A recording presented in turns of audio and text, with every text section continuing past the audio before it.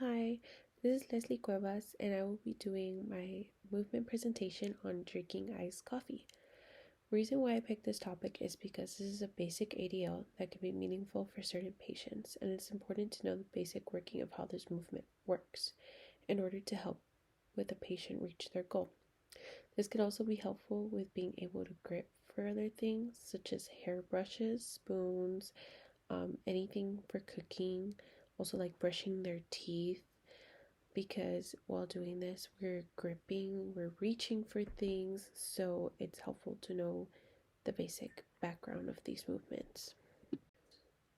So, for the actions of this step, there's gonna be elbow, wrist, hand grips, hips, and knees, along with the spine involved, or all in order to keep this movement to go.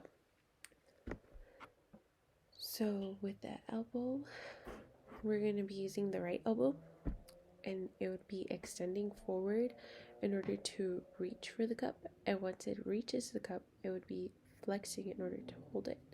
There's also going to be the hand grip of cylindrical grip, which is this gripping around the cup, and it would be slightly kind of pronated in order to create that grip.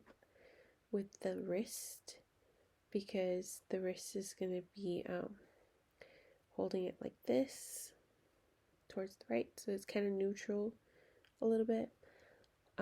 With the hips that are involved in this movement, they're going to be flexed on the chair when we're sitting, and when we're sitting, our knees are also flexed as we're going in for our drink while we're sitting.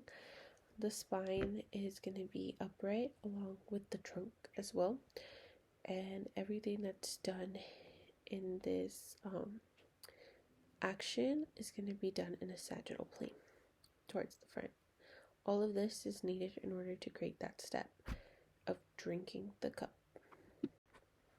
So, position of the body, as you can see, there's a picture of the patient or client that's sitting in order to drink the coffee. She has her knees flexed, her hips are also flexed. She has her other hand covering, but it just depends on where you want to put your other hand.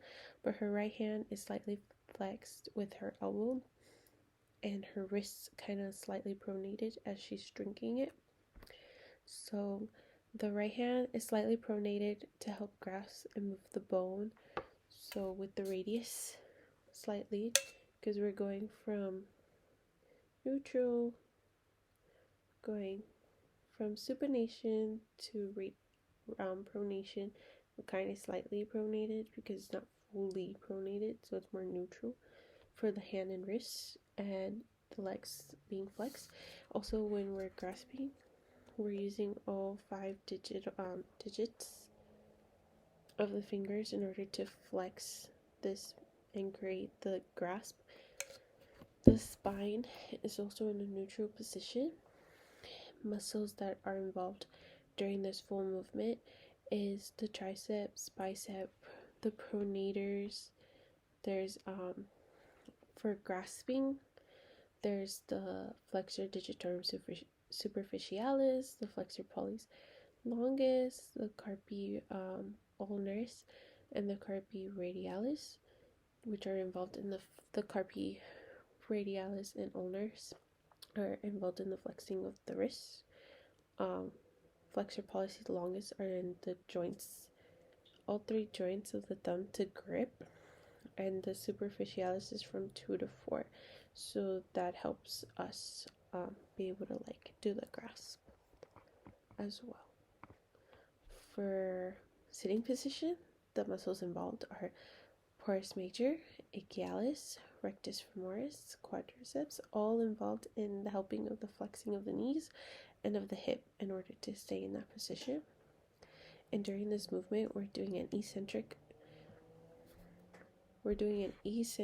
movement, because we're going like this.